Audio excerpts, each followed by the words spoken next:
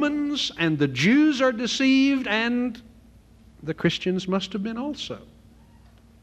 Either they were deceived or they were dishonest.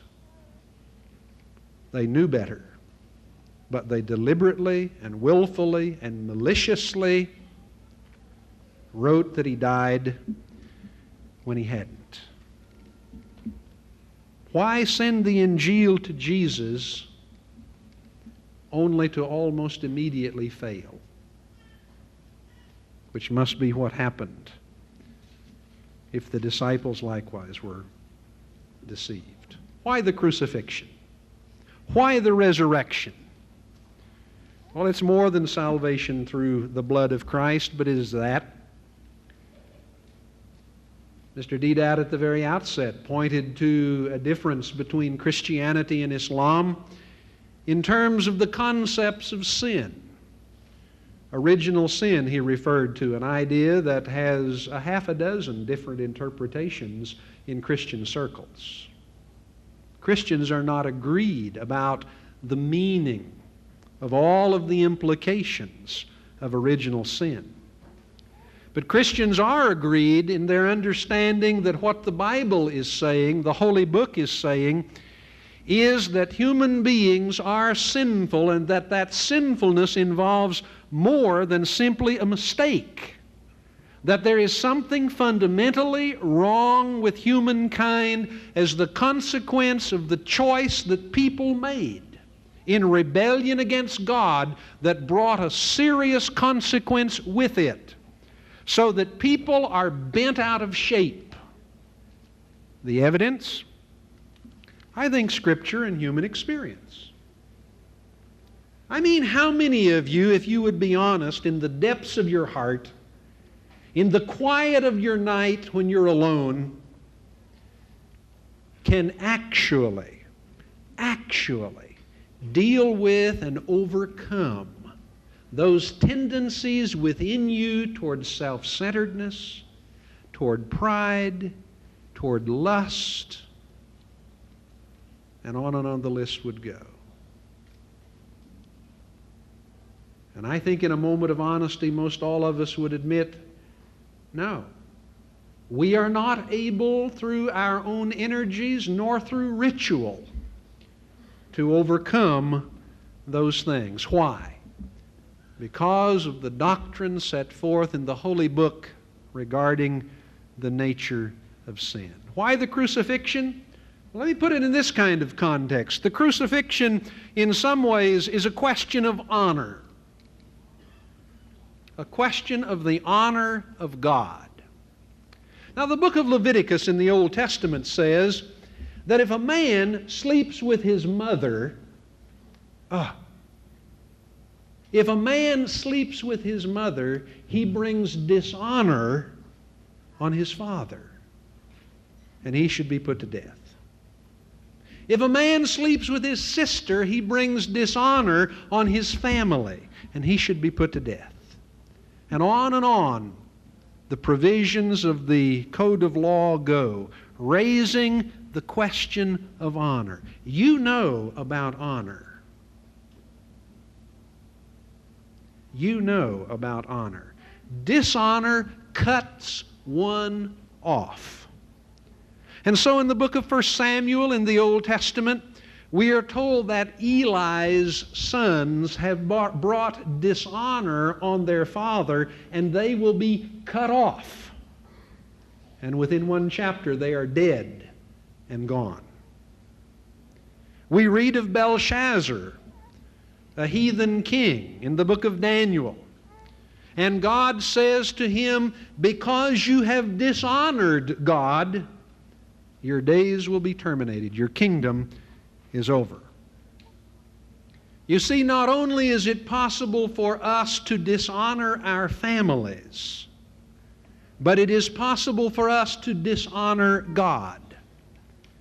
And so God, in several places in the Old Testament, says, you have dishonored me. You have brought shame on me. And in the New Testament, Jesus, quoting from the prophet Isaiah, speaking of the Jewish people of his day, says, "These people honor me with their lips only, but their heart is far from me." You see, it is possible to honor God with one's lips and yet at the same time dishonor God. How does one deal with dishonor when it comes to pass? May I suggest to you, it's not through ritual.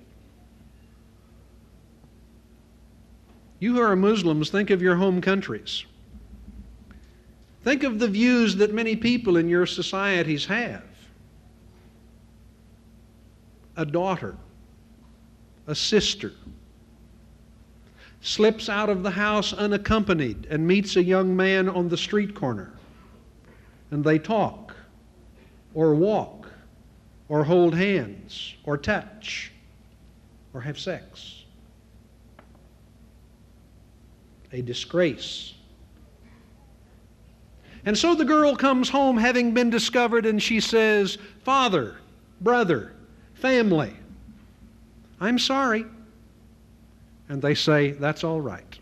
Forget it." You know better than that. You know that you do not remove dishonor brought on the family of a serious nature by someone merely saying, "Oh, I'm sorry," and someone else saying, "Forget it." What about the honor of God? When the honor of God has been offended, when you and I have brought shame on the very God who made us, what is to be done? Do you mean that we stand and say, "God, I'm sorry"? Or that we perform some sort of external ritual? Or that we even come with our heart and say, "With all of my heart I'm sorry," and I perform this ritual? No. God intervenes at that point, and here is the miracle of miracles. Jesus said in John 15, "Greater love has no man than this, that he lay down his life for his friends. And I now call you my friends." And so God sends Jesus as the one who will step in between, who will deal with the issue of the dishonor that we have brought on God, by making amends, by dying for us, as many a man or woman has died because they have dishonored their father or their brother or their sister. And the Quran talks about Abraham redeeming his son through a noble sacrifice. This is what God has done. He has redeemed us from the penalty due because we dishonor Him by a noble sacrifice. That sacrifice being Jesus, the one who steps between, the one who becomes the protector, the one who is the mediator or the intercessor, the one who takes the blow if there is a blow to be taken. And indeed, in issues of honor, there is always a blow to be taken. And so in John chapter 5, Jesus says, "Moreover, the Father judges no one, but has entrusted all judgment to the Son, that all may honor the Son just as they honor the Father. He who does not honor the Son does not honor the Father who sent him." I submit to you tonight that the crucifixion and the resurrection must be a reality. Otherwise, you and I are left with no hope, for we have offended the honor of God, and it is not so lightly set aside. Well, is all of this reasonable? That one would die for others? Reasonable? Yes. Above reason? Also, in some ways, yes. But it nonetheless is the act and the movement of God. A demonstration of God's love